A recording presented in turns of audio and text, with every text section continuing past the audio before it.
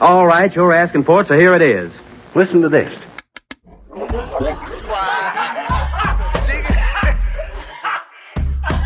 want you fucks laughing at we partners pod, kid.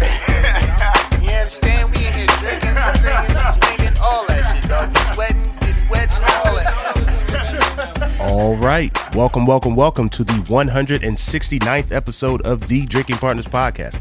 Yes, this is our Mark Schlereth episode because after saying 169th, I'm going to follow it up with a Schlereth just to show you that I'm coherent right now. This is episode 2 of 2. I'm super duper coherent, and I applaud this man. He had a Hall of Fame career as an offensive guard, three-time Super Bowl champion, 2-time Pro Bowler, and then he transitioned into this TV career thereafter. And that's kind of what we did. We started off as just stand-up comedy. Yep. And then now we doing this thing, and we just be all over the motherfucking place. I am half of your host in tandem, Ed Bailey. I'm joined as always with my co-host Dave Bracey. Say what up to the people. What's good with you people? We are the Drinking Partners, and if you're looking for us, you can find us on epicastnetwork.com/partnerspod. You can find us on iTunes, Stitcher, Libsyn, and Google Play. We Googleable. Under Drinking Partners. You can find us on IG, Twitter, and Facebook at PartnersPod. Coherency. Yo, man, we've been saying it 169 episodes, man, and we will continue to say it, man. Please hop on iTunes, rate and review. That's how we know we're doing well. That's how we let others know that we're doing well. And that's how we continue to do well. So please hop on iTunes, rate and review. Hey, you love us. You see us in public. You tell us you love us. Now, at the click of a button, please tell the internet, tell the world, tell everybody you know. And as always, look, in lieu of rates of reviews, 169 episodes in.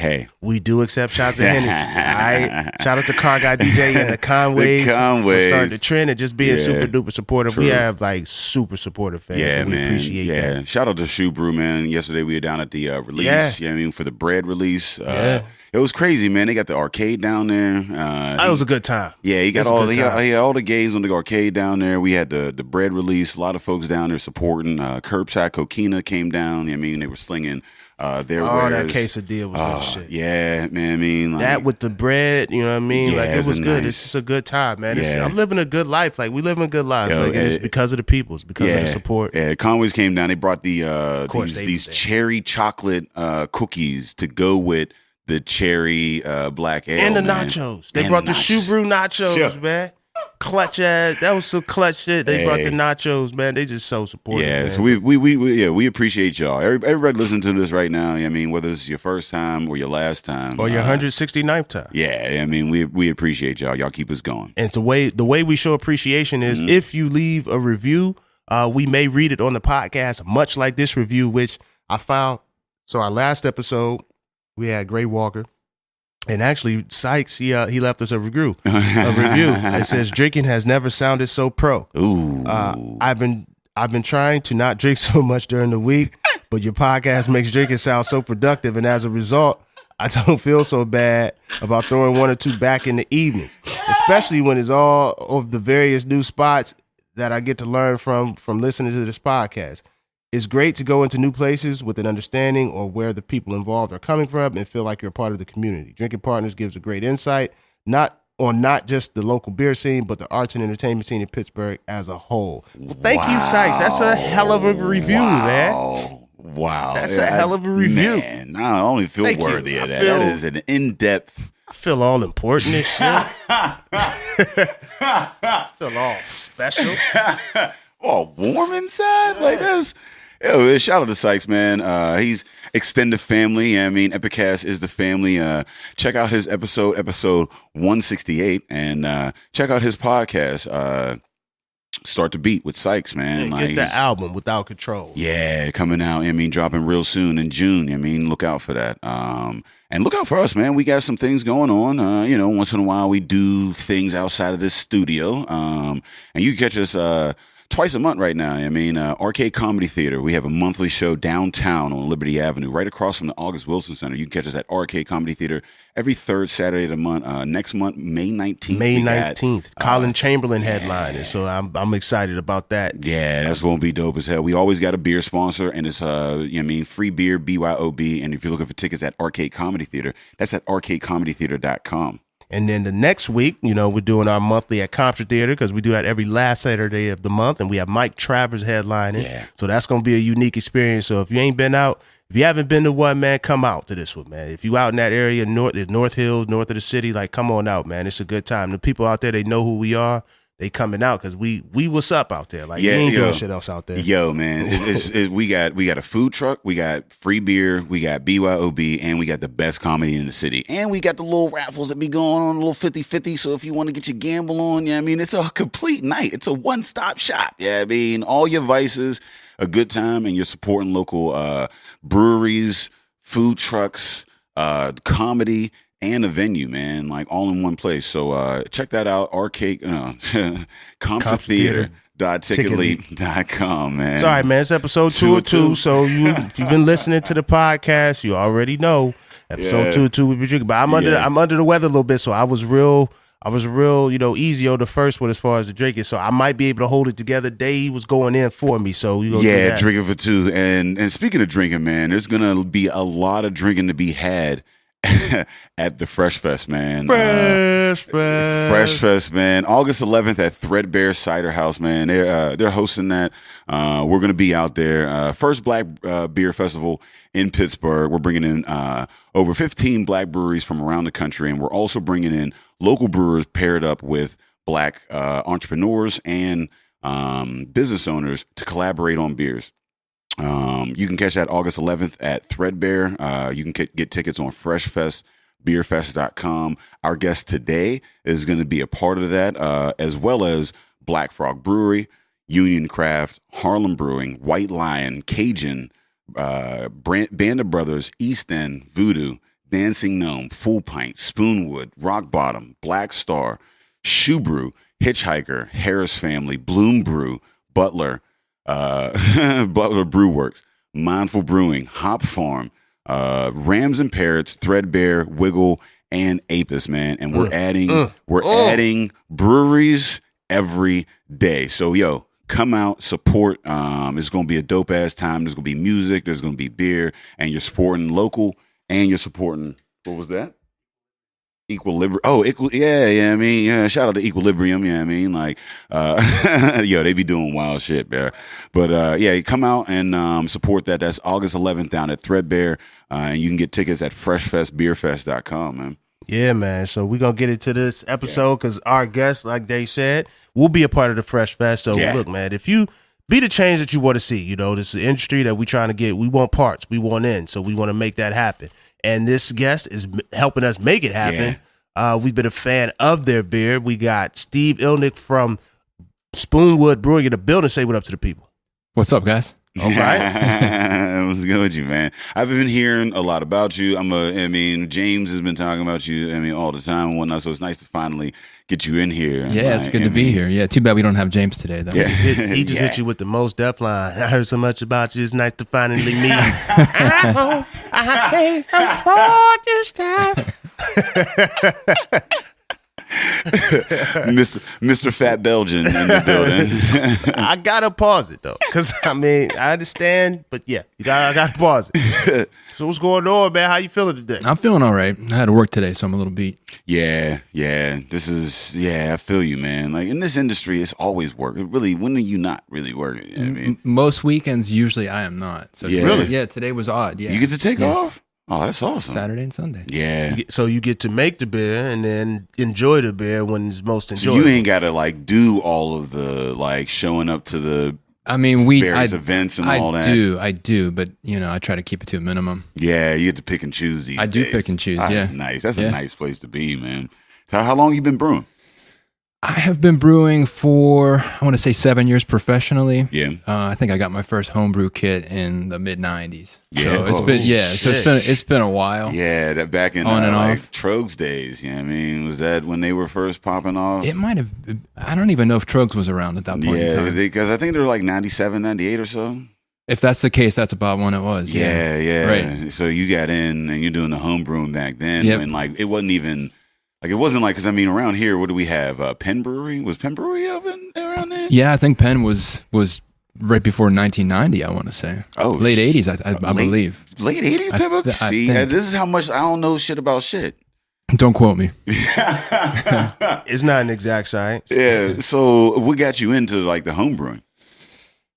Just drinking beer, right? I like to drink beer.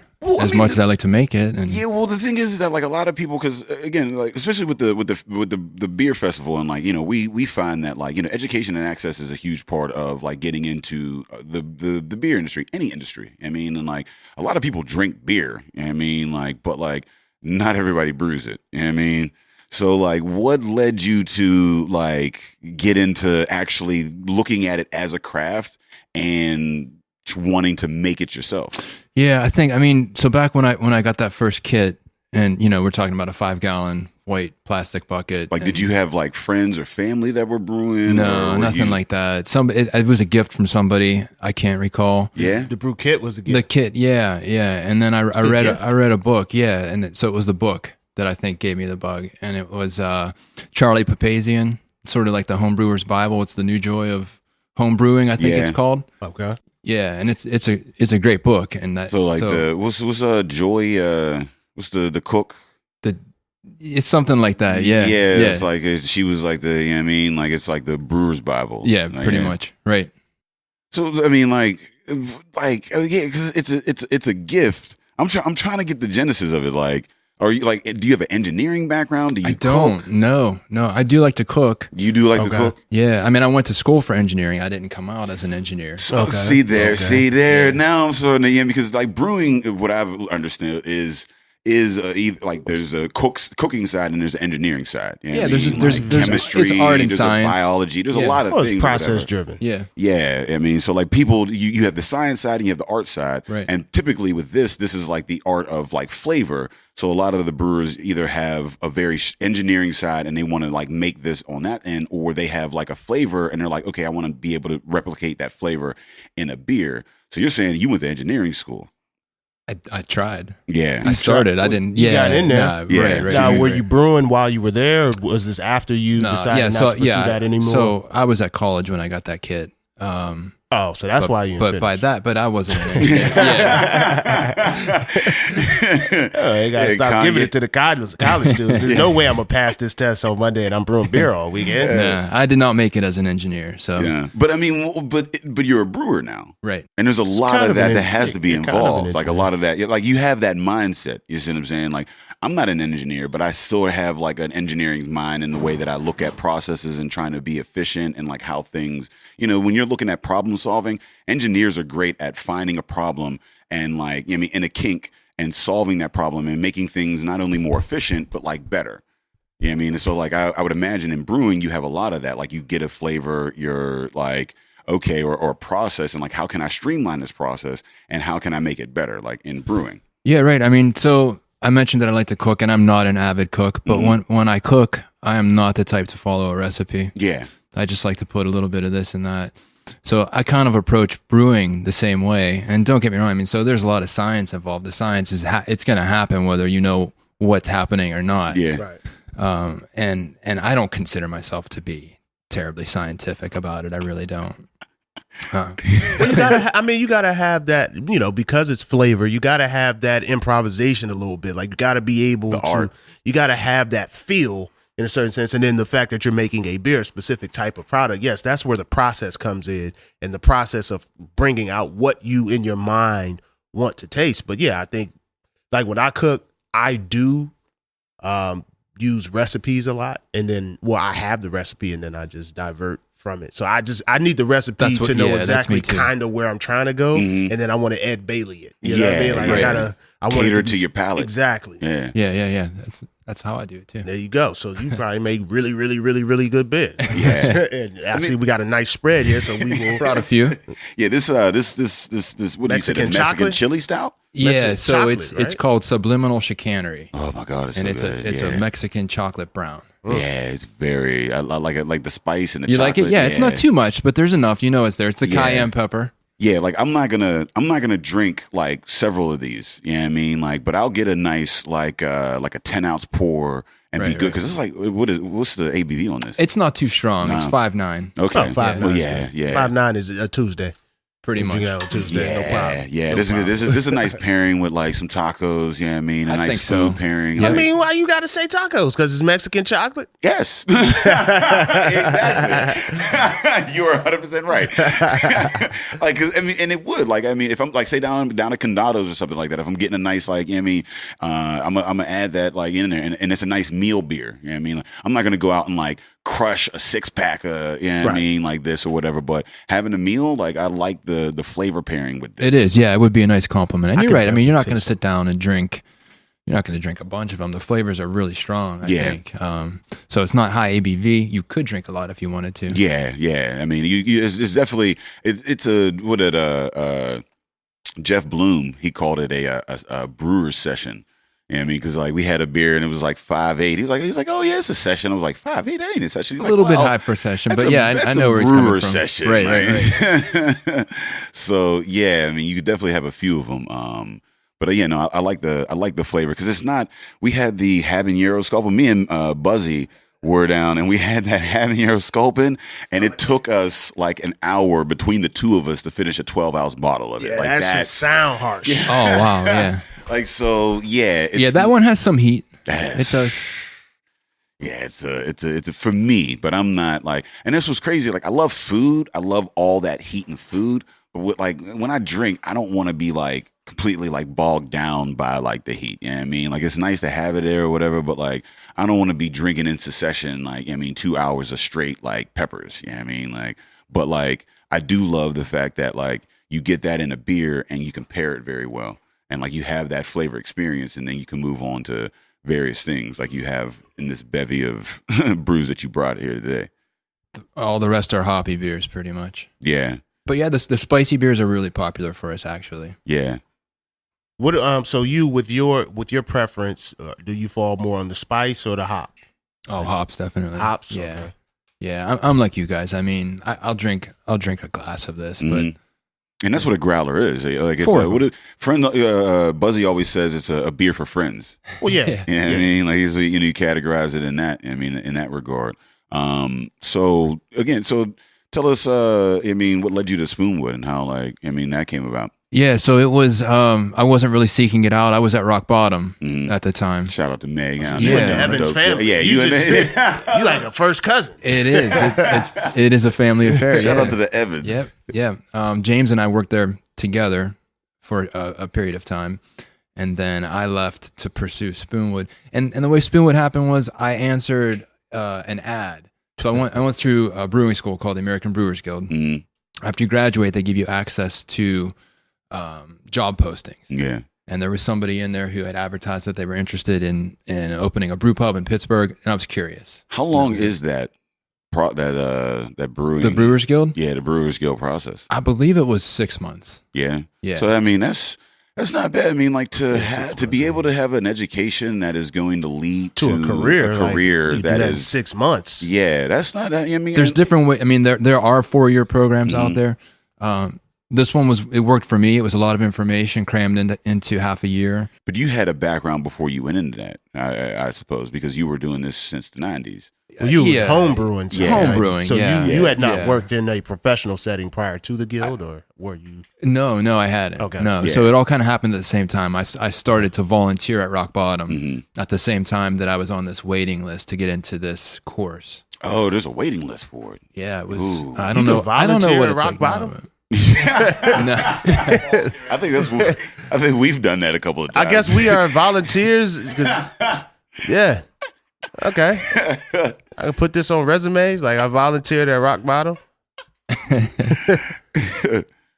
So That's it. Yeah. So I mean, so from there, I hit it off with the guy who became my partner in Spoonwood. His name's Grant, and it just worked out. If I was going to make the move, I wanted an opportunity to have some ownership myself, to do my own thing, and it worked out. And here I am. did you take that course because it like gives you more like credit? I just or- no. I mean, I wanted it for my own knowledge. Yeah. I knew that this was where I wanted to go.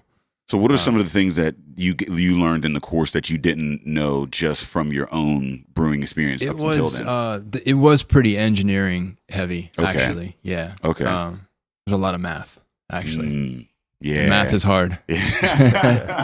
It was, yeah. It was pretty intense. I mean, so there's the science, the biochemistry with the yeast. Yeah. Lactobacillus. That's the only thing I know about. Bacteria, yeah.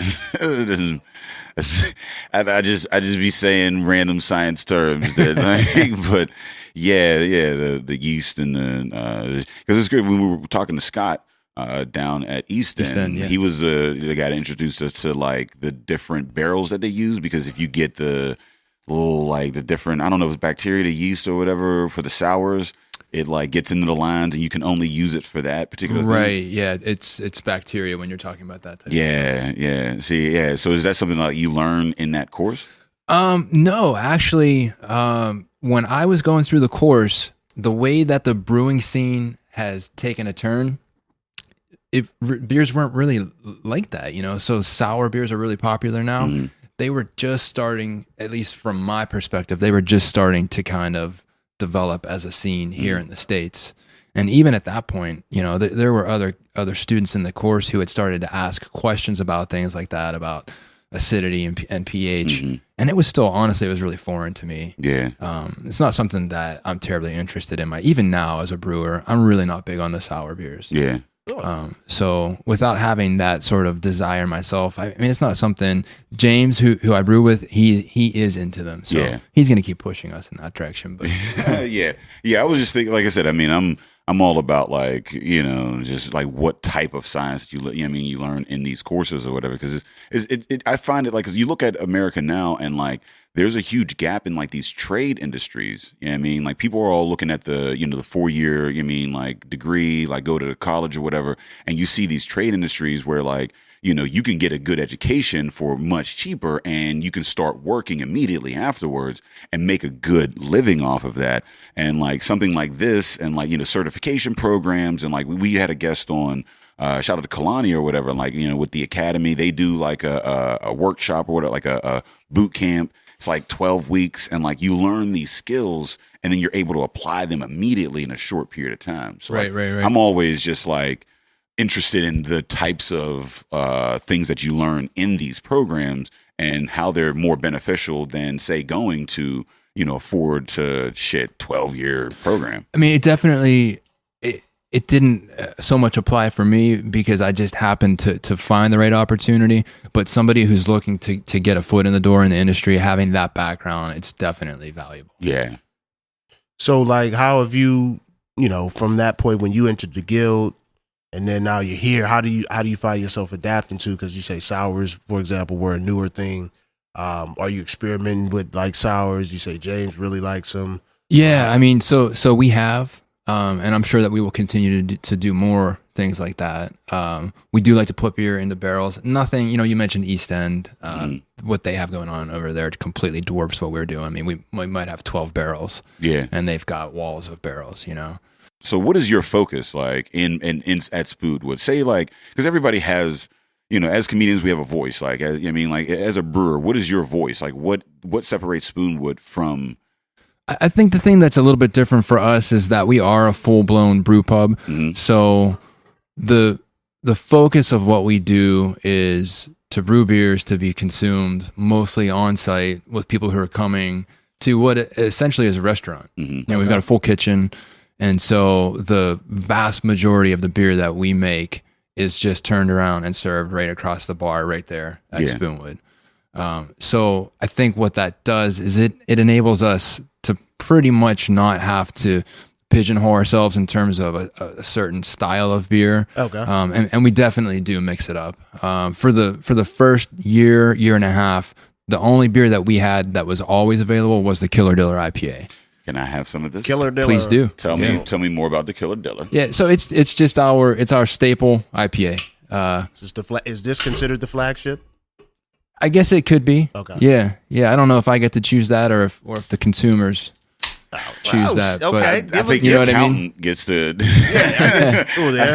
I think your accountant does. Give us the power. That's how we'll always take that. So you guys are more, I guess, invested in experience then. So you want someone to come in, enjoy the food, enjoy the beer, Very enjoy much. that experience of the actual brick and mortar. Definitely. So is it is the culinary like a beer pairing type thing? Is it driven in that regard? Like when you put out a beer, are you trying to make it consumable with your food? You know what I mean? Like, or is it just you're making it whether or not? Yeah, I mean, I'll be perfectly honest with you. I mean, if it is for me, it would just be an afterthought. I am not big on food and beer pairings. I'm just not. Yeah. And I honestly, I mean, if I'm going to sit down and eat a meal, I'm probably not going to take a sip of anything, and then I'll open a beer afterwards. Listen, man. Oh, you like me? You drink after you eat. Yeah, low key. I'm the same way. I drink after I eat. Yeah, Right. I typically don't make it. It's nice. I do like certain beers. Like I said, with like say the Mexican chili stouts and whatever, like I mean, there are some beers that are so good that they do pair well, Right. and it doesn't feel like a clash on my mouth to have it. You know what I mean? And like I do enjoy the art of a good beer pairing, but typically if I'm eating, Yeah, it seems like certain beers are brewed to be paired. Like, Yeah. you know, Right. not to be consumed in isolation. So like Yeah. that's why I think my favorite style is IPA, because I could drink an IPA at any point. You know what I Yeah. mean? Like I do enjoy pairings, but that's a newer thing to me. Like I've never tried to sync up my beverage with the brew. So and it's something that we have done. We have formal beer pairing dinners. We've done a few of those. Okay. We actually have something coming up. oh yeah, The, we got Shout it out. shout out Fresh Collaboration. Fest collaboration. Well, Yeah, I mean coming up, with a chef and beer pairing. It's still in the works. I haven't even met face to face yet. Yeah, but- we're still this festival is gonna be insane. There's so many like collaborations, and that's what I love about it is that you're getting these different entities coming up and collaborating on art. Because like you said, I mean, you know, what I mean, like I see, like from my understanding, you as more of an artist on this side of things. You know what I mean? Like you're more of the concept and the flavor as opposed to the actual like you said, the math of the situation. It's like, yeah, I mean, I want to do this and then I'll figure out the math on the back end. Yeah, I mean, like, and like I said, I mean, like with this collaboration, I'm looking forward to the pairing in that regard. But like you said, with the IPAs, like I'm not gonna like really I'm not gonna drink an IPA while I'm eating pizza and shit like that. Like, yeah, I mean, like It is supposedly it's a good pairing. really. I was gonna say Supposedly. that sounds like a really good night for me. Hey, I mean, I was here, pepperoni pizza. Now I wouldn't do it myself. yeah, like I'm not gonna like if I'm starting out. Now, my thing is, what I will do is I will like drink and then late night I'll get hungry as fuck and then I'll just crush some shit. So That seems like a totally different scenario. Like it's just like I'm drunk, so I'm gonna eat, as opposed to I'm eating and drinking. yeah, I get like Pair it you know what up. I mean, yeah, I'm a late night crush type dude. Like the McDonald's gets a lot of my money after like 2:00, bro. not McDonald's. No. man. I can't eat that shit It's during been the daytime. years. No, but after I don't, 2:00, man, if they I 24 don't hours, fuck with McDonald's. if I'm walking out, I don't fuck with McDonald's. yeah, nah, you shouldn't. You're a better man than me. Well, nah, it ain't even because I'm a good man. It's because I really enjoy my relationship, and she don't fuck with McDonald's.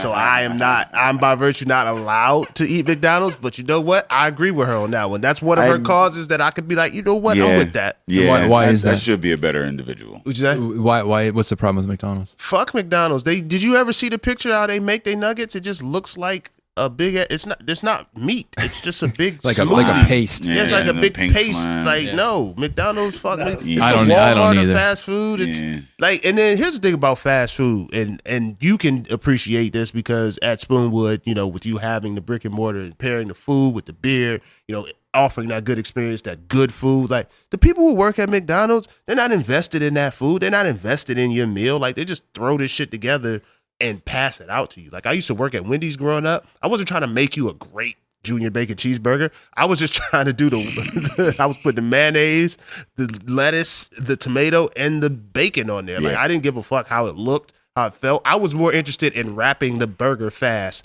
than actually making a good ass burger. So like you know, anything that people are eating at that level, like eating so much, like I feel like, and you may run into this, and I'm interested to see how you feel about handling this. Like when the demand becomes so much that I guess the quality is compromised. Yeah, because it's like cafeteria food suffers because it's quantity. You know Yeah. what I mean? And then there's like quality is always hand like crafted. I'm making this one dish for Right. you. So like, where does that, and like, even in beer, that's a good, like, because, I was talking to Jake from Voodoo or whatever, and he was saying how like they're on this precipice where like there's only but so many materials that you can get at a certain price or whatever, like when you're producing. And if you're producing mass, you're not going to be able to put the same quality in at a certain level. You know what I mean? So like where margins, you got to find the margins. Yeah. And so all where that, do you find that, not only in the beer, but also in the food, where like it becomes less of a craft experience and more like mass produced, like in your kitchen. Like if you're making a food for 200 people, or you're making a food for like 800 people, I mean, 1,000 people, like, I mean, or like, if you got 69 billion served on your billboard, like, like, nobody. Well, yeah, I mean, that's the difference. And if on the food side, which I can't unfortunately really speak terribly intelligently about, the one thing I do know is that the margins are really tight. So we are trying to put out a better product. It's not about mass production, and when you do that, you're going to incur certain costs. Right. So it's not cheap to do. The margins are tight, and ask anybody in the restaurant business, and I'm pretty sure that they would tell you the same thing. Yeah.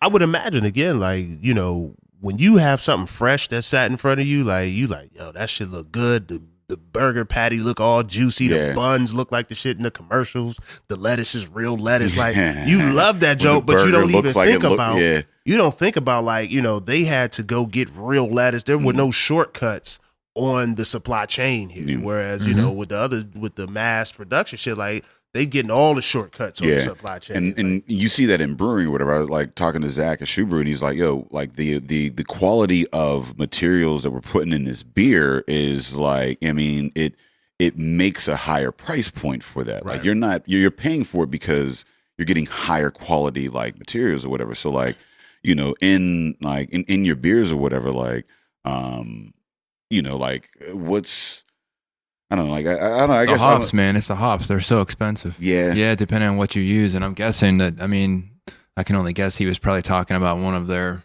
recent IPAs that they put out. Just in general, like, because I mean, people will complain about the price point of craft beers. You know what I mean, like a 4-pack is $18 or something like that, and it's like, oh, that's way too much. And it's like, if you look at how much it costs the brewer to actually put that to shit put together. that into that, you know what I mean, and not even like, just the actual beer, like just the presentation. You know what I mean? Like it's labeling, the design, like all that. Yeah, I mean, everything, like all of that. It all costs money. It does. Yeah, like so, like I guess I'm just looking to you to speak on that, like how craft is. I mean, some of the cost that you incur versus say a Budweiser. You know what I mean, and how like the product, like what you're getting in a Spoonwood can versus in a Budweiser. Yeah, I mean, he's only asking you to validate the price tag. Not a big deal. Yeah, not a big thing. Just validate the price tag. For the layman that complains about it. It's small batch. I mean, it's really small batch. I mean, especially if you compare something like what we do to a Budweiser, it's night and day. And we're buying, so these cans here, we buy a pallet at a time instead of truckloads of pallets of cans, that the bigger companies will buy. And then naturally there's a cost savings involved there. So for us to do this, to bring a company in, to bring the equipment, the canning equipment to us to fill the cans, it all adds up. Yeah. And the beers that we're putting in are IPAs. Hops are probably the most expensive ingredient that you're going to put into one of these beers that we make. Would you say hop game like the weed game? Hey, hop game like the crack game. Because look, man, because these local craft spots, they be getting the blue magic of hops. Like, yo, we be breaking it up in our hand. They're like the little pellets and whatnot, and then right. they be like, yo, sniff I guarantee. rub that on your gums, like. What's the hop purchasing like process like? Like, how do you sample a hop? How do you know? Do you sample? I don't know. You know what I mean? Like before. No, there are brewers that will make the trip out to the Northwest and go and get hands on with the process. Okay, and what? So what are they looking for? If I go to get hands on with the hops, what am I looking for? If I'm not brewing it, like what sort of characteristics am I trying to find in this hop to be like, this is the one I'm going home? Yeah, I mean, it's a lot of it is the aroma, like you said. You get the pellet, or at that point in time, it's probably the actual hop flower cone. Rub it in your hand, and get the aromatics that are released when you break up those oils inside the hops. I mean, that's the number one thing that you're probably looking So at. hop game is like the weed game. It's like you go in, your man's got the shit laid out on the counter. You just open the jar. All right, I'm going to go with that one. I feel you. Do you like, so how do you choose your hops? I see what's available when I go to the website, the company. You know what I mean? So it's not not hands on. That's real. Yeah. So then how do you like, so where does your, I guess your take on it come in at? I mean, as the brewer, like, I mean, you get a feel for what different hops varieties do, and then there's the ones that are popular for reasons. yeah. You know, people tend to use certain hops because they've got the flavors and aromas that people like to drink these days. Is there like a hop review system or something where you can get reviews from hops, or do you just have to have relationships with other brewers who can kind of I mean, on like firsthand accounts? so we're all for the hop most guy. part. Yeah. Come through like a hop lawyer. No, like a hop yelp. He'd come through with you, like, he'd be like, yeah, no, that ain't that ain't pure. No, I mean, we're all buying from the same crops for the most part, and they're processed, and some crop years will inevitably be better than others. Okay. But for the most part, you know, for what we're doing here, we tend to get what we get out of it. In your opinion, what makes Killer Diller Killer Diller?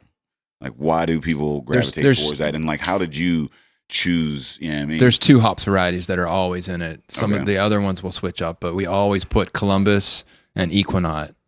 in. Columbus and Equinox. Equinox, Is that one of the New Zealand motherfuckers? It's not. No.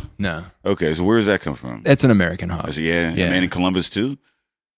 Columbus, they both are. Oh, okay. No, All We right. don't know what Columbus really is. Let's be Yeah. honest. Well, yeah. Fuck Columbus, but I fucked with the Columbus hop. So yeah, I'm conflicted. Yeah, they're not from Columbus. Yeah. Nice. So how do you go about choosing which hop though to put in?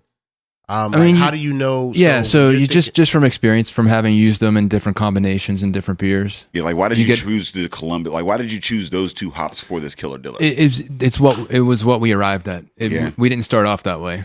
Okay, so with you those. guys are doing test batches, seeing what happens. We don't do and then- test batches, but we're brewing, you know, so we've got a 15 barrel system. It's relatively small enough Okay. that, you know, I have a good idea of what's going to come out of every batch. Okay.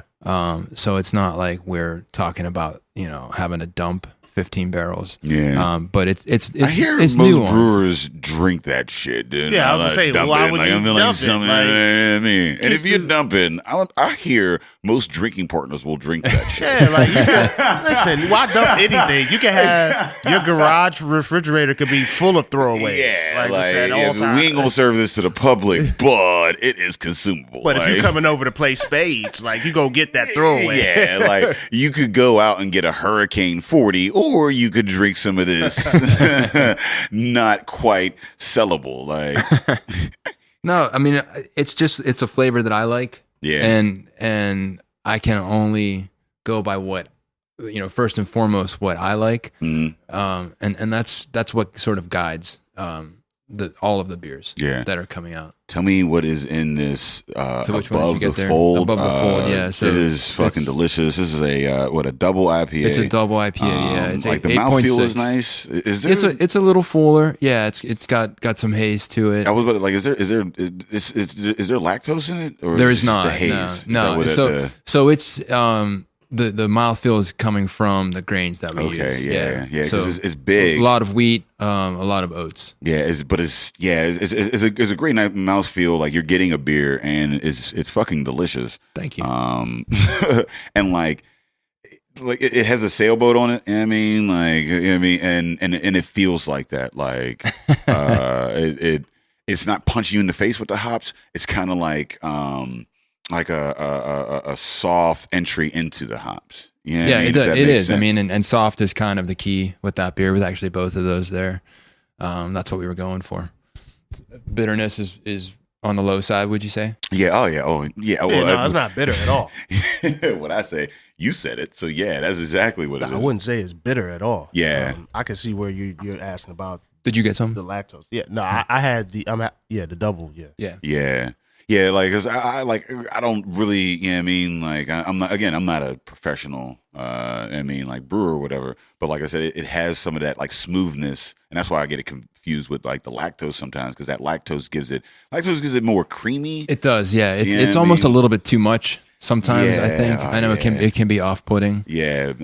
So no lactose. I do love lactose, but like, I mean, like this feels. Nah, you ain't a lactose dude. Nah, man, I'm just. You don't like the milkshakes? As I get older, man, I'm just an old black man. You know what I mean? Like that lactose don't sit well with me. Yeah, it's just happening.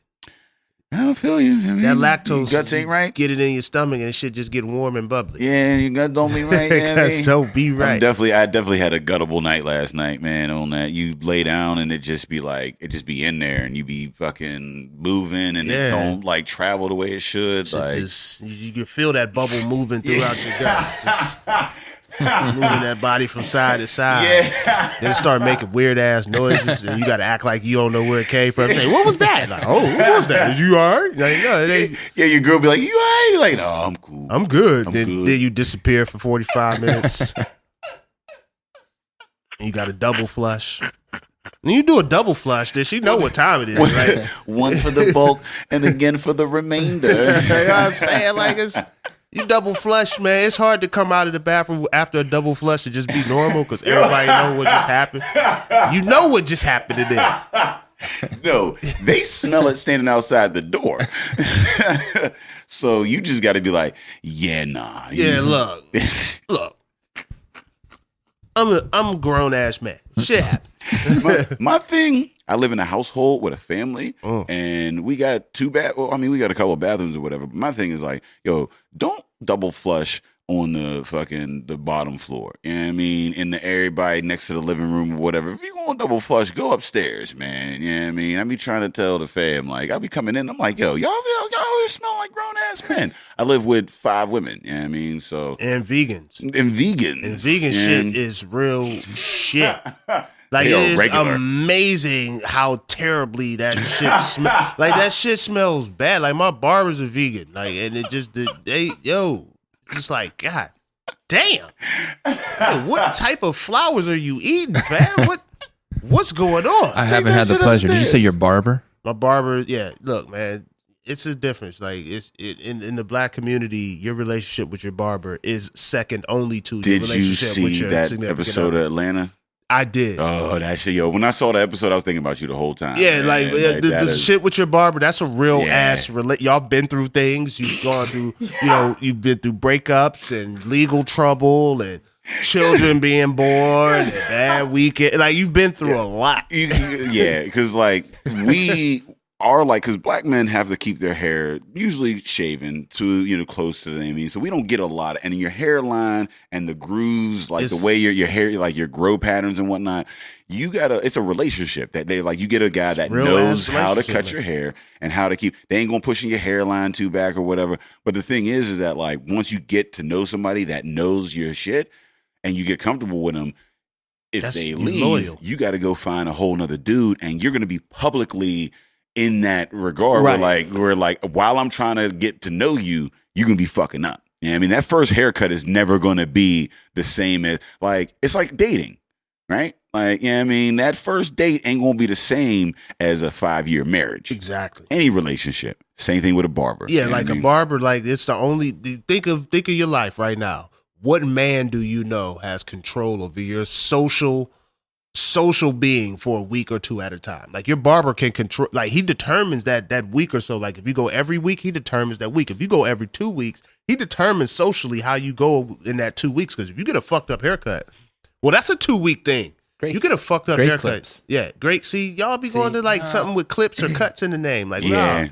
I fucking hate haircuts, and that's why I have this. I mean, I love haircuts. I try to get my hair cut once a year. What? I love haircuts. What? Once a I don't year? know what the. Let me man. miss an appointment at the barbershop. I'm lost. No, What? well, I enjoy the bald life. I've been cutting my hair for like 4 years now. That's dope, man. I wish I knew how, I think but about no. 6. Yeah, no, I'm 36 now. 6 years I've been cutting my own hair, man. I used to be every week at the barber and like, you know what I mean? But Every I just every week, every Saturday. week, and Religiously. tipping. And it's crazy because it was crazy because I was tipping barbers back then, like.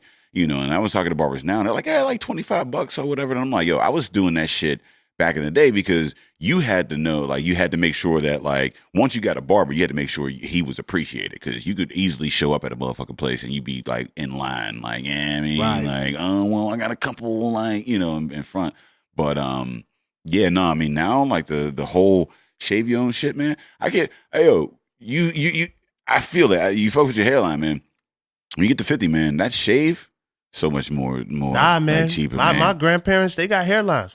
My grandfathers, Yeah, both you of them got gon- full yeah. hairlines, man. It's in my So DNA. you in it. It's in my I know. DNA, Your fam. pops, I seen your pops. My Your pops still shit- got a strong my ass shit, hairline. listen, man, my wave's gonna be spinning Yeah, for life, you gotta- man.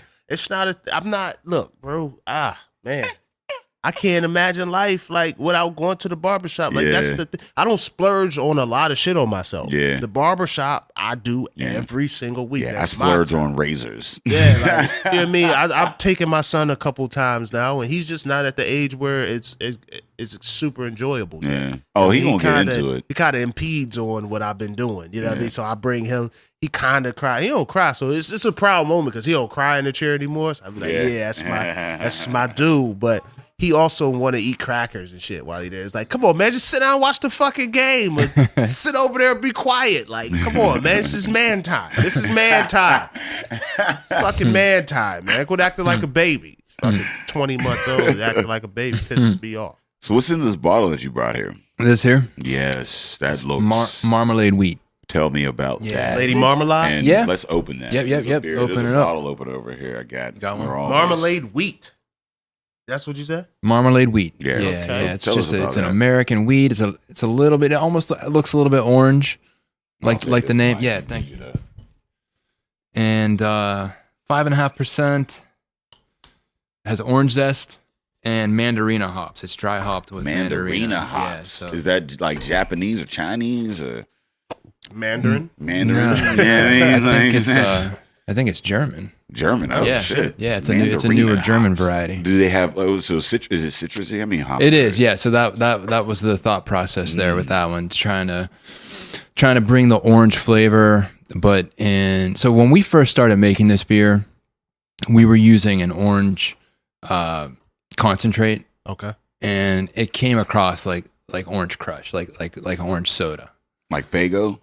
Yeah, Yeah. and of course it was super popular. I mean, we Something couldn't. nostalgic about a Faygo. I don't know. tasted- I'm it not tasted- going to kick out a grape Faygo. It tasted as good. stereotypical as that is. I'm not It going to. tasted good, but it grape was Faygo, fake. man. You know what I mean?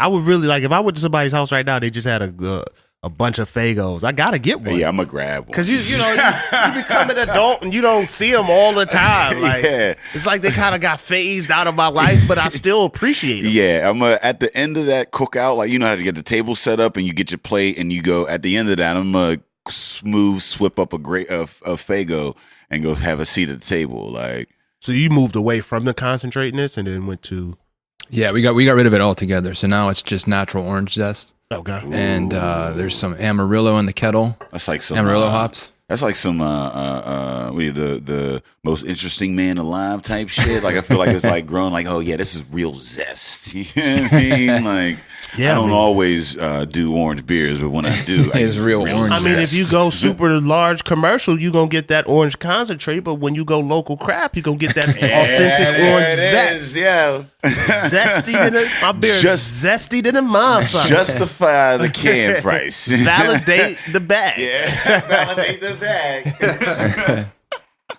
Yeah, that's what you get with the logo. That's dope. I ain't.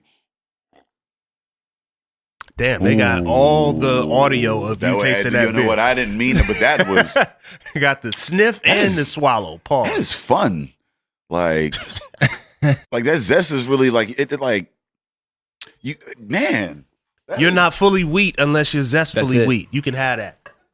No, like that is. It's like juicy, but like That you get that. juicy. If you're talking about orange zest, you really get the zest Right, in right, that right, motherfucker. right, Like you get the right. rind, like because you get that top, like kind of the citrusy out at the beginning, and then like that pop of the you know what I mean, and then you get the bitter on the back end. Right. Yeah, it's a little bit pithy. We kind of took all of the sweetness. I mean, it's on the drier side, this beer, I think. Yeah, it's not super not sweet. It's like you're getting the essence Right. of orange. Yeah, I mean, you're not like you're getting an orange flavor without that. Like with the pulp, like you say, yeah. I mean, like what you get in the juicy, like you're not getting that juicy like pulp flavor. You're getting that zest of the like orange essence, the vibrancy of the zest, and then that back end bitter. It's such a vibrant weed.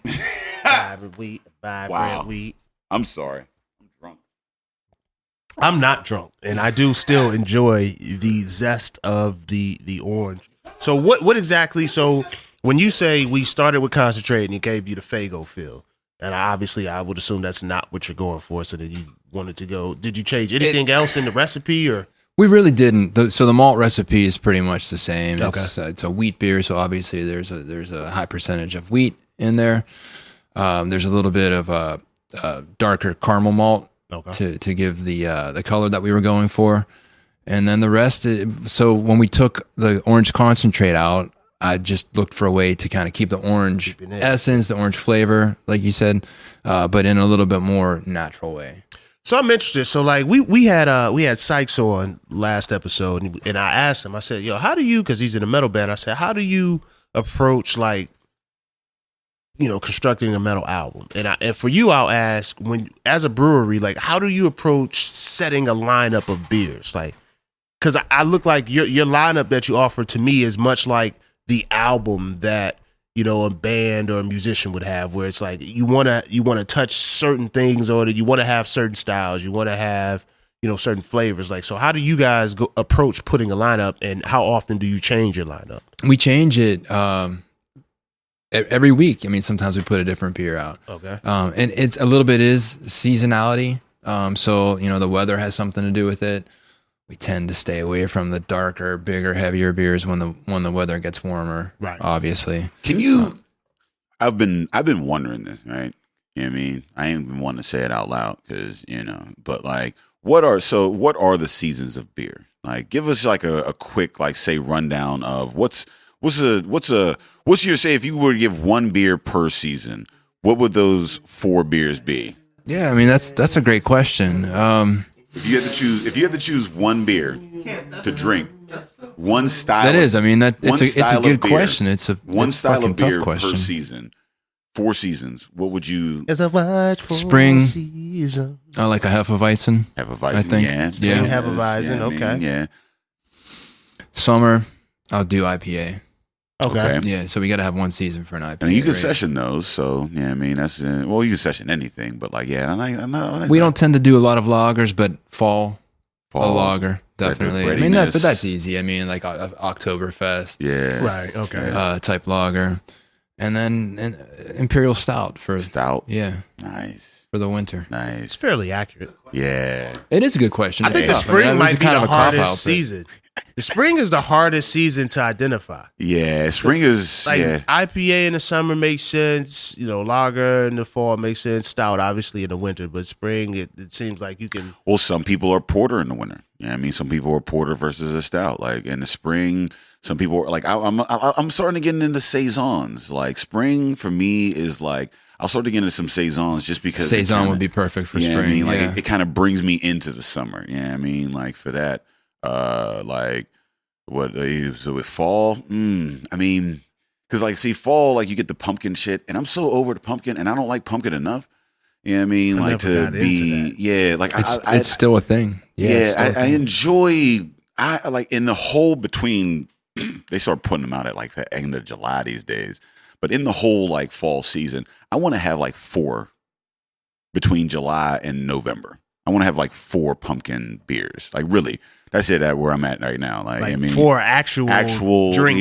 Yeah. I'm if somebody's doing something different or whatever, I'm gonna have about 4 of them because I'm not. You know what I mean? It's so. I don't drink pumpkin these days. beer. Yeah, I mean, I'm gonna keep it real. I don't drink pumpkin beer. Yeah. I don't like pumpkins. Yeah. So I don't want a beer. Yeah. Like a fall. I mean, and it's not pumpkin. I mean, really, what's the flavor of a pumpkin, right? I mean, I don't so fucking know. It's Like, the pumpkin cinnamon. spice. It's the You're not spice. supposed to Yeah, eat right. It's mostly cinnamon. It's Isn't it? well, yeah, but I'm saying so you're not really tasting the pumpkin. That's what I'm so saying. much. Because what does pumpkin? Yeah, you're right. That's what I'm Exactly, saying. yeah. It doesn't taste like it. Like what people associate with pumpkin spice is mostly cinnamon. Right. From what I understand. Yeah, it like, is. It or is. Nutmeg. We put nutmeg. cinnamon and nutmeg in there. Yeah, like I like ginger. We put ginger in ours. Yeah, you know what I mean. Nah, I would fucks with a cinnamon beer. Is there a cinnamon beer out there? Cinnamon in there. Yeah. Nah, Yeah, I mean, with there's I cinnamon like the in Mexican beer. chocolate. I did enjoy that. I want a whole cinnamon toast crunch beer. I'm sure. A cinnamon toast crunch stout. You get Make some- it happen. well, no, Spoonwood. I'm sure. Cinnamon toast crunch stout. Challenge accepted. We heard it, yeah. Those are breakfast stouts. Yeah, I mean, But you'll is get it those. cinnamon toast crunch stout? Well, Buzzy just gave me a breakfast stout, and it wasn't cinnamon motherfucking toast crunch. I guarantee you, there's a cinnamon toast crunch breakfast stout out there somewhere. I it might not find be called cinnamon toast crunch. I need but to it find probably it. tastes like cinnamon toast crunch. I need to find it. Everything could be everything that's ever been created needs a cinnamon toast crunch milk flavor. I don't give a fuck. I love some cinnamon. I do variation of cinnamon you know toast what? crunch milk. We've been growing apart in this podcast for a while, man. And we talking about space and watermelons and shit like that. I mean, Space, ain't but that doesn't exist. But we've come to some common ground. I do love fucking cinnamon toast crunch milk, man. I don't see how you could You know not what they like call it. that? That's horchata. Yeah, I mean, like, and I didn't That- know yeah. horchata. The first time I had Tara horchata, brought it on, interesting. right? yeah, Tara brought it. Yeah, I Yeah. mean, like the first time I had horchata, I was like, wait, that's Cinnamon toast crunch cinnamon milk. toast crunch milk. Like, Oh shit! I would love to listen. I'm a grown ass man. After I finish my bowl of cinnamon toast crunch, I definitely I pour some liquor in that last one. get a little rum. Yeah, a little rum in that motherfucker. Oh, especially if I'm eating it on a Saturday morning. What? I wish back in the day when they had one Saturday morning cartoons, I could just have me a bottle of rum. I would eat my cinnamon toast crunch and then pour rum in the little lasting milk, and I'd watch Pepper Ann. Fucked up. I'd understand it better. Me and my son, when my son gonna turn 16, I'm gonna be like, listen, you're welcome. Just pour that rum in the cinnamon toast crunch milk. Like, you're welcome. Fam. No, you got to start your kid on like the disgusting shit, just so they know what the fuck they get into. They'd be like, I don't like this. It's like, good. That's what my aunt did. You gotta grow into I this. was like fucking 8 years old. She gave me a rum and coke. Yeah. And I was just like, I remember having it and going upstairs and pouring it into it. Like, it's terrible. Fuck all these grown people over here drinking. They're mass consuming all this terrible This shit and poison. having the time of their lives. I'm gonna go play Sega now. About to go play Sega. You guys are lame. You guys suck. And then Here we are. Then I start drinking. I was just like, oh, I get it. I get it now. I get it. This is fun. I get it. This is fun. You know what I mean? So what is I mean so we get all these like there's phases in beer, and we ask a lot, you know what I mean? And I'm sure you people listening at home right now, I mean, y'all might get tired of this question, but I'm always, curious. What do you see the future of Spoonwood, and throwing a little like the future of brewing in general, because like you're looking at the bubble, you're looking at this hazy IPA phase, like I mean, and you're looking at your own brand like moving forward. So what's Spoonwood 5 years from now, and also what's the industry 5 years from now? Yeah, it has changed so much in such a short time that it's getting a little bit tough to say. I mean, for the longest time, my answer was always, it's going to keep getting smaller. And it has been doing that. And by that, I mean, each neighborhood has its own small little place. Right. That's what they say in Germany. It's like that. Like every town has their own brewery, and they don't ship out. They don't you can only get it there. Right. And I think that we will continue to see that happen for at least the next few years. Okay. And I do think that the bigger beer producers are definitely feeling the impact of that. It's tough to compete with that for some of the.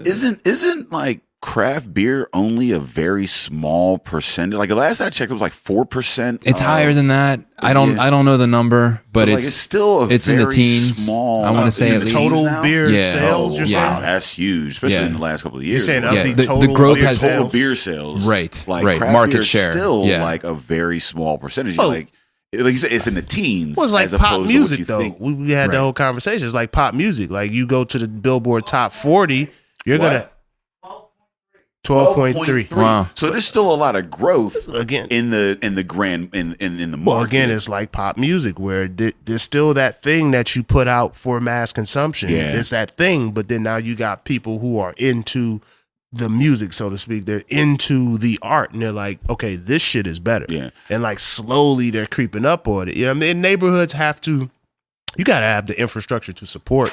I mean, because like what we do with craft, again, it's you got all these different breweries who service their areas. You know, they have the outreach to a certain extent, but they're not national. They're not, everybody's not canning. Everybody's not on tap everywhere. You know, they service their small community. So the communities have to have the infrastructure to have that brewery there. So it's going to be, it's a slow walk, but not so much in craft. I mean, it's really growing and rapidly. And the thing is that, like I said, I think that people don't understand, because even in the teens at 12, and that's like blowing my mind, but like at 12%, I think people don't realize how small of a number that is. I think that if you were to ask the average person, they would probably give a higher number of how much craft beer is the total market. You know what I mean? Yeah, because that's how it seems. I mean, it's just so much, it's so much growth. So many brewers. There's so much. You can't keep up with it, but you're like, yo, it's still only 12%. And that's 12% like nationally. That's 1 in 8, and you're looking at it from your lens though, because you see all the breweries,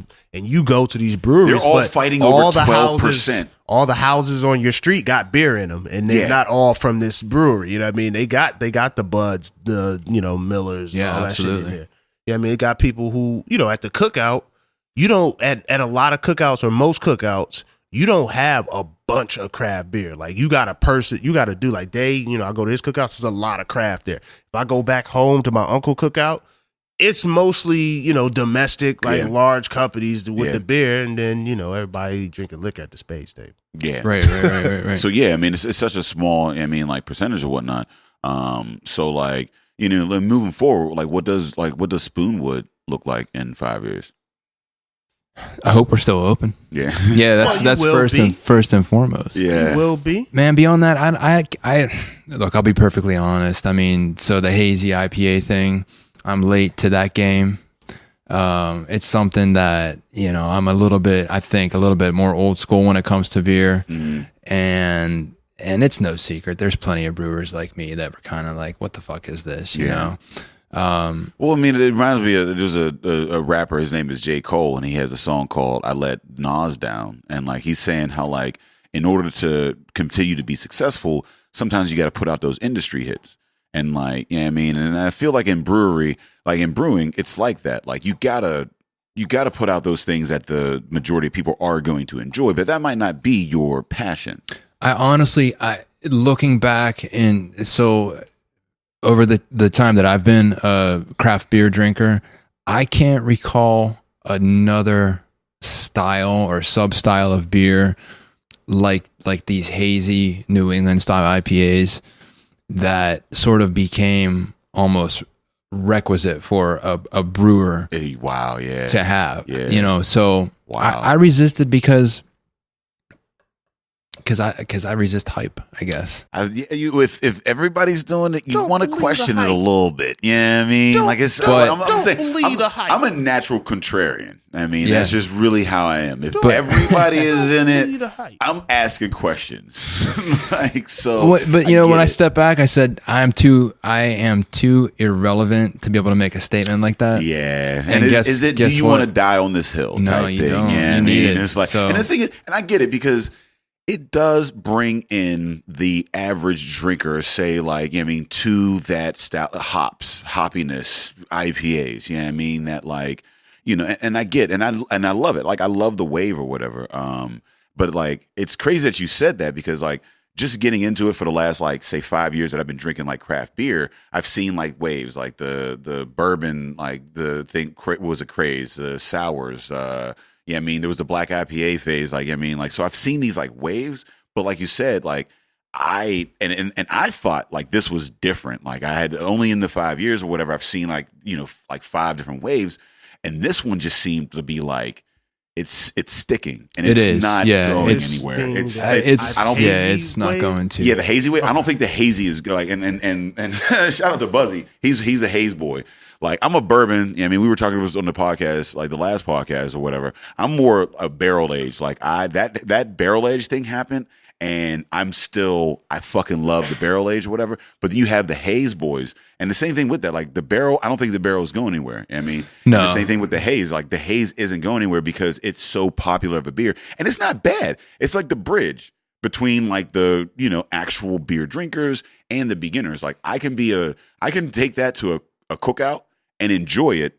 And the people that don't like really drink beer all like that are the Budweisers or whatever, can also enjoy it. Can we just all agree that that's the measure of the quality of anything? Can I take it to the cookout? Yeah. Can I look, if you got a new woman in your life, can I take it to the cookout? You know what I mean? Like, if you make it a potato salad, can I take it to the cookout? Yeah, it's a big thing. Yeah, I mean, because that's mass consumable. Now, if I'm going to like a fucking like a brewer type shit, like if I'm going to be, fancy with your pinky out, like, I'm not going to impress anybody like in the motherfucking in the know with I'm probably going to bring a barrel aged little something that I got off. Like, oh, these were in this, whatever.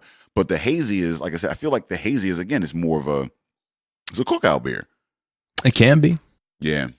I just feel like IPAs are just the most consumable. Like, I feel like you can not necessarily be into craft, so to speak, but feel the value of an IPA over a large domestic type of the situation. hazy IPAs. That's the thing, is that the IPA in general was the polarizing thing in beer.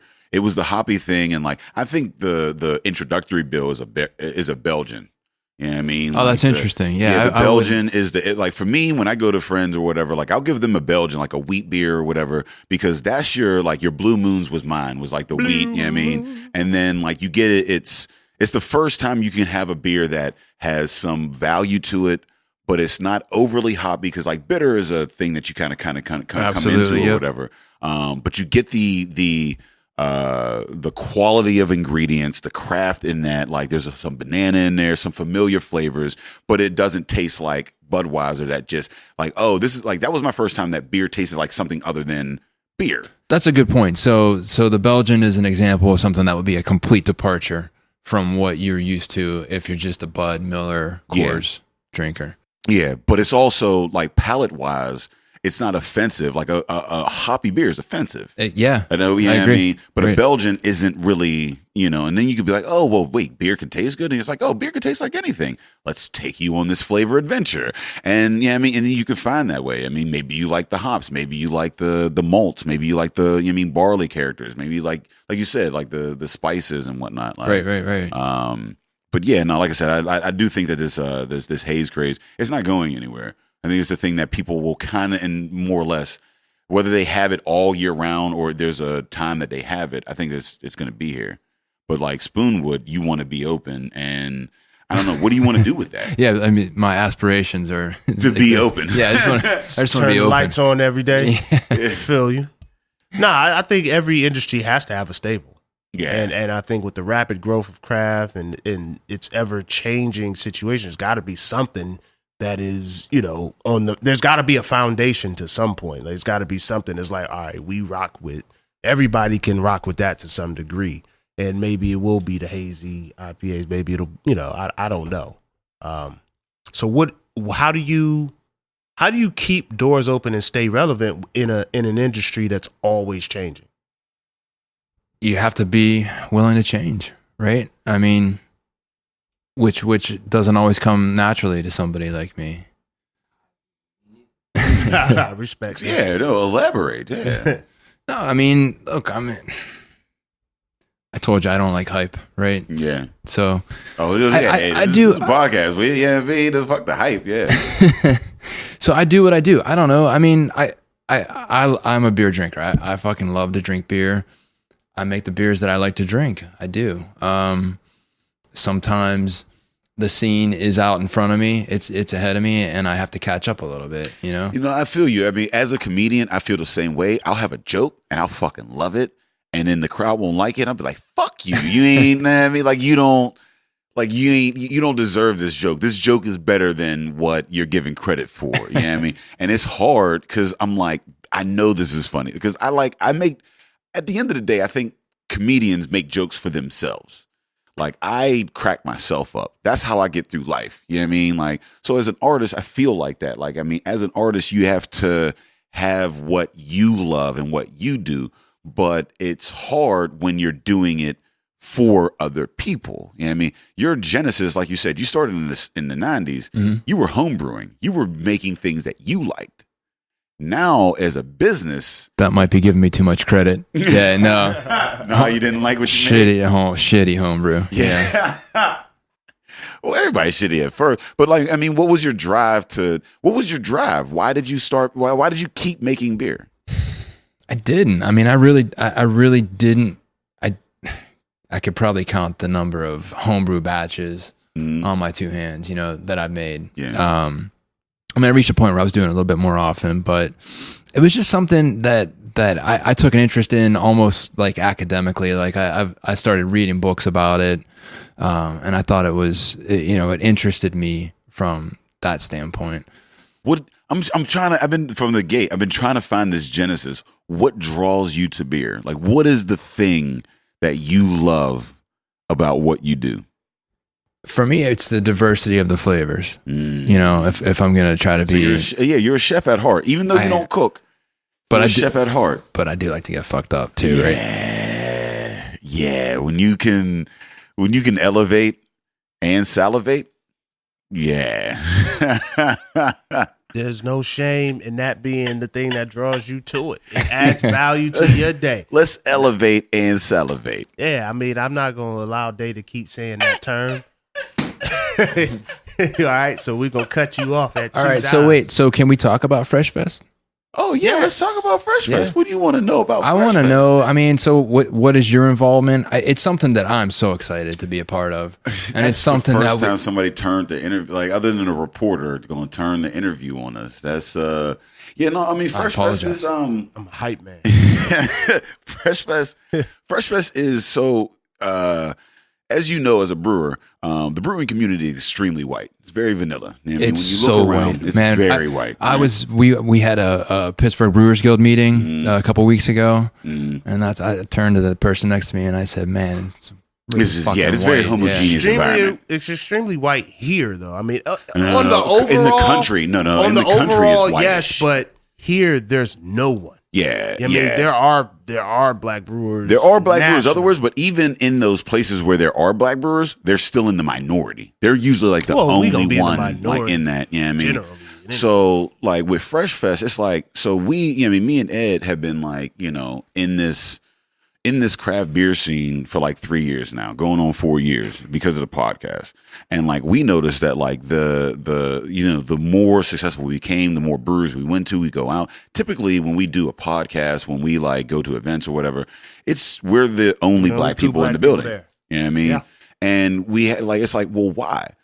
I mean, like, and the thing is that like this is a $1 billion industry. You know what I mean? Even though it's still only 12% of like, total like beer sales or whatever nationwide, this is a $1 billion industry. And black people have, in this area, 0% of that. We're drinking a lot of liquor, but we're not actually benefiting from that in any way, shape, or form. Right? I mean, so like you look at like Trogs, and Trogs opened up out in like, Hershey or whatever. And they said like, look, when we open up, not too much around here. What we did was we opened up a place and we staffed it with people, and it was family owned, and it was like it's in-house driven. So like somebody can come in and get a job like as a busboy and work up to actually make it be a brewer. So like when you bring that, so now you have a community that is nothing around it. You open up a brewery, and now there's you go up the Trogs now, there's a whole community around there. because people were like, if I'm going to be out here, I'm going to want to live next to a brewery, and I can maybe get a job over here that's going to be sustainable. I'm going to get a living wage, and I'm going to work in here, and I can grow. You know what I mean? So like in the black community in Pittsburgh, we don't have a middle class. We don't have a middle class community. We're trying to find that. A brewery, you have 17 open up last year. A black brewery would be black owned, black staffed, black patrons in a black neighborhood. Now you have like income and it's generating in that community. And I mean, that can help grow that. You know, like you look at the median wage of black people in Pittsburgh, it's $50,000 for white and $27,000 for black. There's a reason for that. You know what I mean? Like, so this is an industry that, and then you go, well, why aren't black people drinking beer? It's because they don't have the education and the access. You know what I mean? Yeah, you mean craft beer? Craft beer, yeah, like craft beer. Like why aren't they brewing? Like, yeah, I mean, why don't they have the keys? Like this is a highly profitable thing, but like why aren't they like, I mean, like doing that?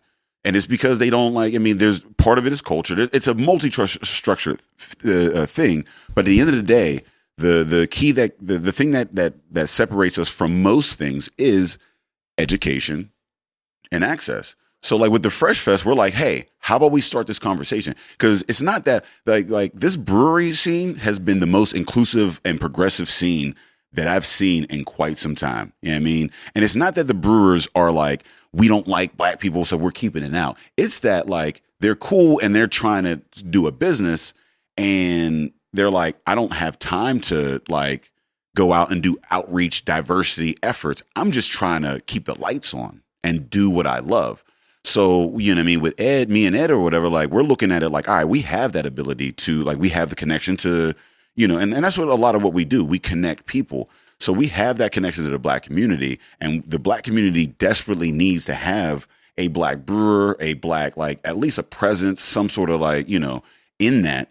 And diversity breeds better things. You know what I mean? Like, you know, if you have more people with more ideas on a project, you're going to have a better project. Our comedy shows, they're the most diverse comedy shows in the city. People love that shit because they're getting 5 different views as opposed to 5 white straight male perspectives, like on a scene. So you get that. So like, you know, we're like, okay, like how about we take that effort to bridge the gap? Let's start a conversation between the black community and the craft beer community and say, hey, you know what I mean? Explain to the black community why they should be interested in this.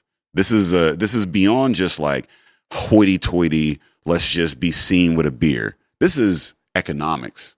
These are keys to growth as a community, as a people, as, you know, in Pittsburgh, as well as for the brewery scene that wants to be inclusive, but doesn't have the time to do that and say, hey, let's bring this in. Let's see what we can do. And then between that conversation, like I'm looking at this Fresh Fest being a yearly thing, but like, I don't want to hold hands the whole time.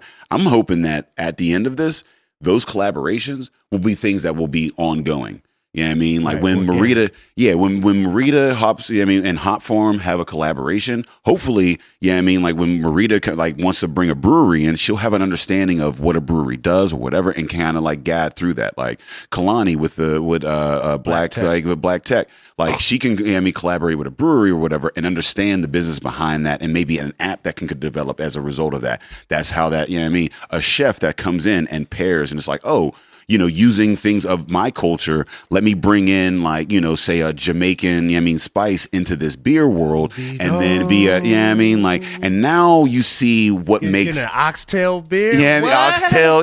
Now you see what makes humanity grow. Humanity isn't homogeneous. Like humanity doesn't grow because everybody looks like each other. Humanity grows when we share ideas. You know what I mean? And that's what we're looking at for this beer fest is sharing. What are you going to do to so who's going to come to Fresh Fest? Fresh Fest, who? Everybody. Like, as far as the patrons? Yeah. Humans. Yeah, well, so here's, and I And- think just on a more basic level, it's obviously we're going to have craft beer lovers there, because they're exposed to brands that they don't have access to. But also for me, it's like giving people access to something like, the African-American community here, they're missing out. Like a lot of times what I'm doing is kind of foreign to what, what I'm saying? Like me being a guy, I'm a young boy from East Cleveland. Like they be looking at me like, how you into this?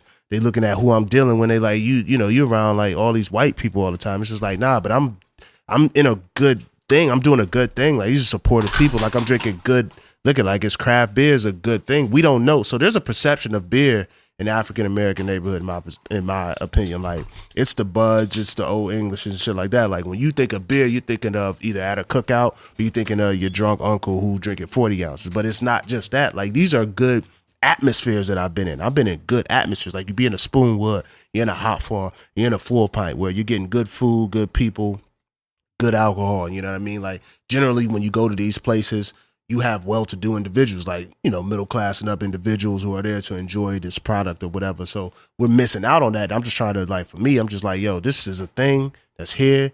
We need to get down with it. So obviously you got the craft beer supporters who will drive the attendance there, but you want to bring people in who are unaware of what this is, but, you know, to be like, yo, these are Black brewers all over the country. We're bringing people who are owning businesses from all over the country. We're bringing them to Pittsburgh. Like, they you should come through and support. They look Yeah. like us, and they're doing something that you ain't even aware of. Like, this is something you don't even know shit about it. Like, Representation matters. Come through. Yeah, I mean, when you see people that look like you doing like cool shit, then Right. it makes you feel like you can do that. Yeah, I mean, like that's what like idol worship is so detrimental in America because like, you know, what I mean, like we look at these like these flawless individuals, but like the thing is that like we're taught, you know, what I mean, especially from the Black aspect, like I mean, we're taught all the white heroes, so like it's hard for us to aspire to that because it's like, well, that's what success is. When you look at people that like, and that's why like white people in America feel like they can do whatever they want because all of the people that we were taught were doing dope shit that looked like them. You know what I mean, but like with us, like it's like, you know, in the Black scene, like if you don't have a Black brewer doing any, like, you know what I mean, then you don't even think about that. You know what I mean, so like representation matters. And again, I think that this scene is so progressive. It's not, you know, the same thing that you said, like you had a moment where you like looked around and was like, man, there's a lot of us here. That's a self-awareness that is like rare in society. You know what I mean? And that's the thing that I keep bumping into in this. Like, that's why me and Ed have been in this craft beer scene, because the craft beer scene like took us in and like really showed a lot of love and like wild love. You know what I mean? And we look around and it's like, we're not the only ones because the craft brewers don't want us there. It's just because of society and all of the outside, like, yeah, I mean, the systemic racism outside of that, like, you know, lack of opportunity, education. You look at even like, you know, buying a homebrew kit or even buying a craft beer. How much money do I have to spend at the end of the weekend? Yeah, you know I mean, to get $5, $6, $7 beer, or I can get a $2. Yeah, you know I mean, like, so like in that, it's not so much that the brewers don't want Black people drinking or Black people working there or Black, yeah, I mean, or whatever, producing or whatever.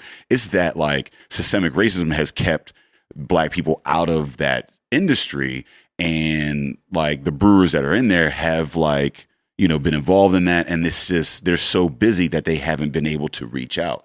And now, like, I mean, I'm looking at it like, and this isn't possible. Fresh Fest isn't possible. Like when we like started talking about it and we reached out to like the brewers, I'm like, I don't know how they're gonna take it. And every brewer was like, fuck yes, I can't wait to do this. Like this is needed. Like I've been saying the same thing. I didn't want to say it to the EBI, but like this is definitely needed. And like again, that's just a testament to the progressiveness that you see in brewers. Like it's a common theme. Like I mean, even the comedy community, man. The comedy community can be political and bitchy as shit, and I'm sure the brewer industry is that, and you know what I mean, in that way or whatever. But like inclusivity, it's rare that I've seen as much like progressive thinking and inclusivity as the craft beer scene.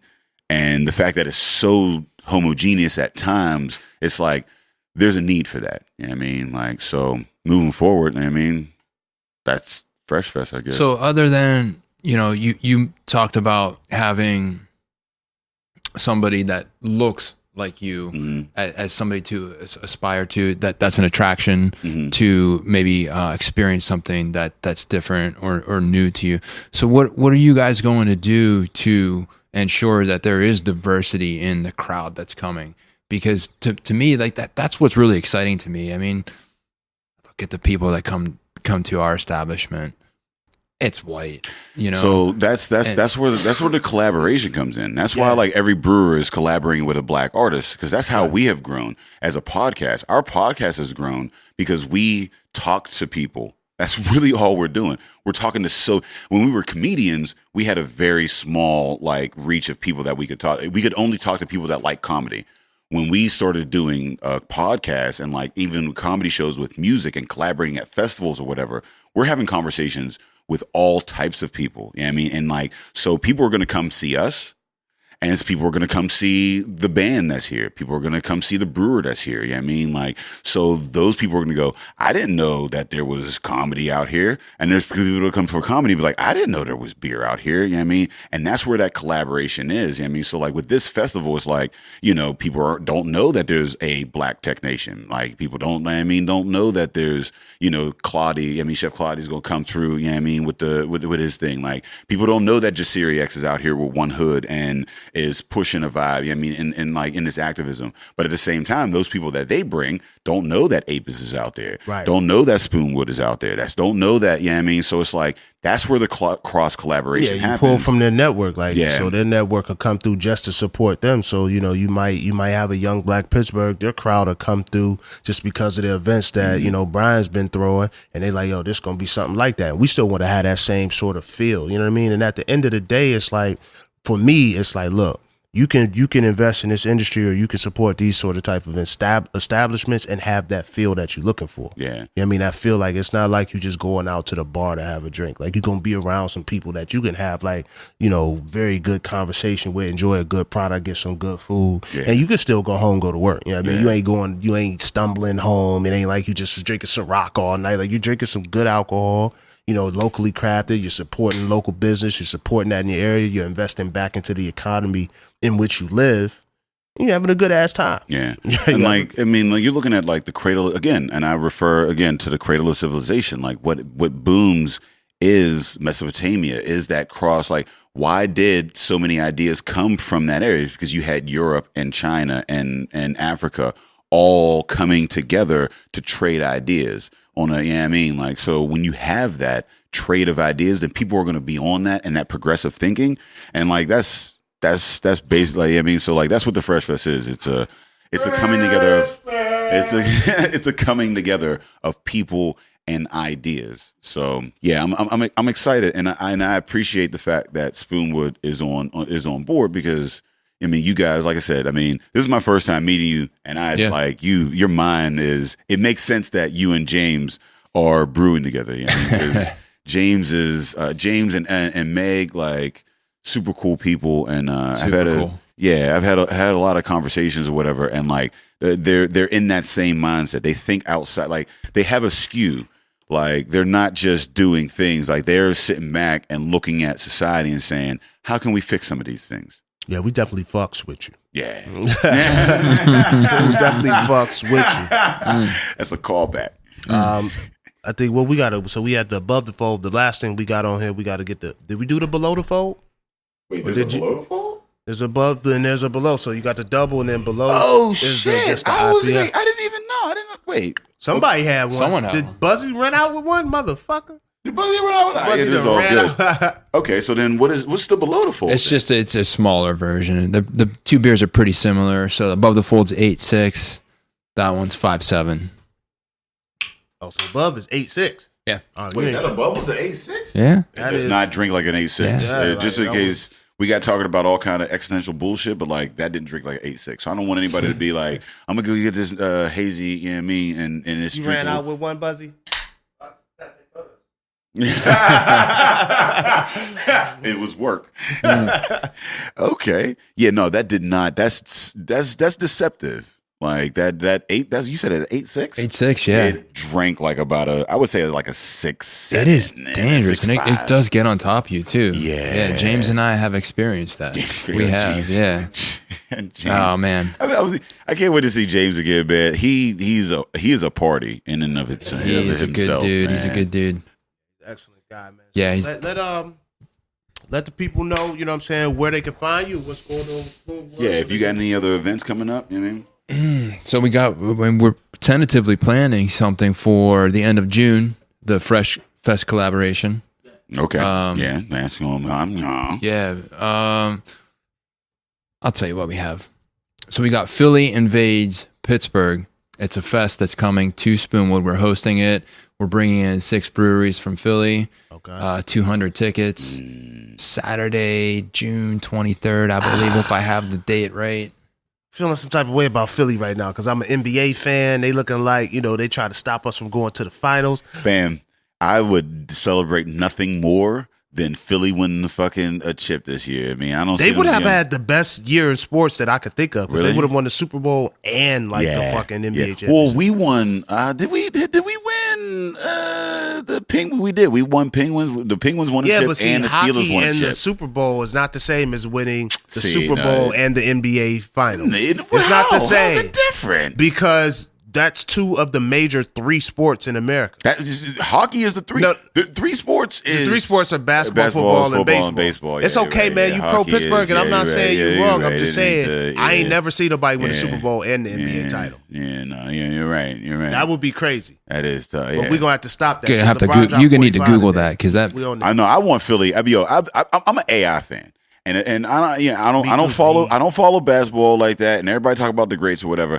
AI was like the dude that like was just cool as shit. Like he made, like, for me as a kid, not being a big basketball fan or anything like that, he just was like real as fuck. Like, I mean, he didn't give like, he was just like, AI is always so like and he was a Philly, like he played for, and to see Philly win a chip, that would be dope for me. I mean, that's PA not pride. When your team's in the Eastern Conference, but we're gonna let you continue with where they can find Spoonwood. So y'all doing y'all bringing Philly to Pittsburgh, which is dope because the cities generally try to like clash. Yeah. No, I'm excited. So the guys that are bringing it to us are it's bloggers. They're called Breweries in Pennsylvania, Breweries in PA, and a few months ago they brought Pittsburgh beer out to Philly. It was a big hit. Okay. So they're bringing it back here now. Okay. And I'm excited that they tapped us to host it. Oh, you guys are hosting? We're gonna host it. Yeah. So we're gonna shut down to start off our day on Saturday. Close down for 3 hours. Do it like a beer fest, and we got that going on. Other than that, we got these cans here. Can they get the cans? It's at right now. I mean, it's mostly at the brewery. Sweet. We are putting some out into a few bars. Yeah, come through. We'll tell people where they can get to the brewery. Where's the brewery? Where's the brewery? Where they can find you online to follow your events. Yeah, spoonwoodbrewing.com. Mm-hmm. We are in Bethel Park, Baptist Road. What else we got? Facebook, Twitter, Instagram. Okay. It's all the same. You can Googleable. I guess you can Google. If you type Spoonwood, it'll be them because I can't imagine that there's another. Pretty much, yeah. All right, Dave, let the people know where they can find us. Hey, we are Drinking Partners, and if you're looking for us, you can find us on epicastnetwork.com/partnerspod. You can find us on iTunes, Stitcher, Libsyn, and Google Play under Drinking Partners. You can find us on IG, Twitter, and Facebook at PartnersPod. You can find us every month at Arcade Comedy Theater, every third Saturday of the month at arcadecomedytheater.com, and you can find us every last Saturday of the month at comptotheater.ticketleap.com. And you can find us at Fresh Fest on August 11th. Fall through, Fox with us. FreshFestBeerFest.com. Yeah. And Spoonwood going to be in the building. And we want to thank Spoonwood. We want to thank Steve for coming out and rocking with us, giving us all this beer. We over here drinking. And as always, Drinking Partners is the crew. Epicast is the family. And we out of here. That was dope. It was a nice flip. Like, we went from asking questions, like, well, tell us about Fresh Fest. Because we've never actually talked about it in an extent. Because, like, we do, like, a drop or whatever, but, like, people don't ask us, and, like, we don't want to, like, spend too much time, like, advertising things. So, like, it was